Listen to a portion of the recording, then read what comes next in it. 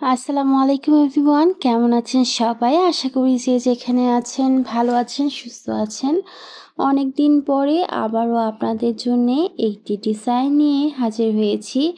আশা করি আজকের এই ডিজাইনটি আপনাদের সকলের কাছে ভালো লাগবে।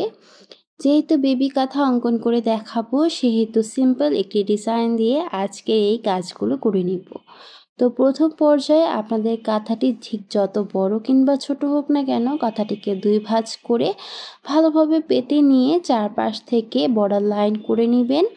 এর পরবর্তীতে মাঝের অংশটুকুতে আমি দুটো বৃত্তের সাহায্যে ডিজাইনটি অঙ্কন করে নিব। আর নর্মাল একটি ফুল দিয়ে আজকের এই কাজটি করে নিব। শাপলা ফুল টাইপের একটি ডিজাইন প্যাটার্নটি তৈরি করে নেওয়ার চেষ্টা করব।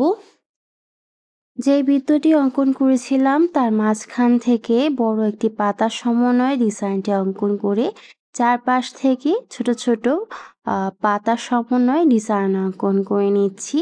যেহেতু বেবি নকশি কাঁথা, সেহেতু খুব বেশি গর্জাস করব না। অনেকে আছেন যারা সিম্পল ডিজাইন দেখতে পছন্দ করেন, আজকের ডিজাইনটি তাদের জন্যে।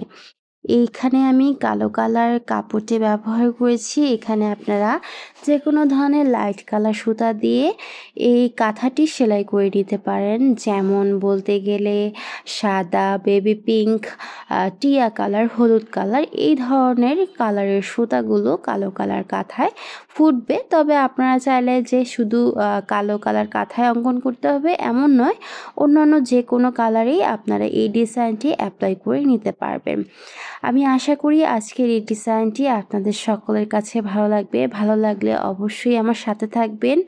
চ্যানেলটিকে সাবস্ক্রাইব করবেন, লাইক, কমেন্ট করে জানাবেন আপনারা কেমন ধরনের ডিজাইন পছন্দ করেন এবং কেমন ধরনের ডিজাইন দেখতে চান।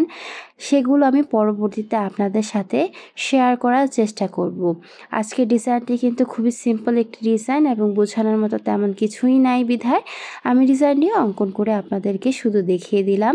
আশা করি আপনাদের সকলের কাছে ভালো লেগেছে এবং এটি দেখলেই আপনারা খুব সহজে নিজেরাও ঘরে বসে তৈরি করে নিতে পারবেন।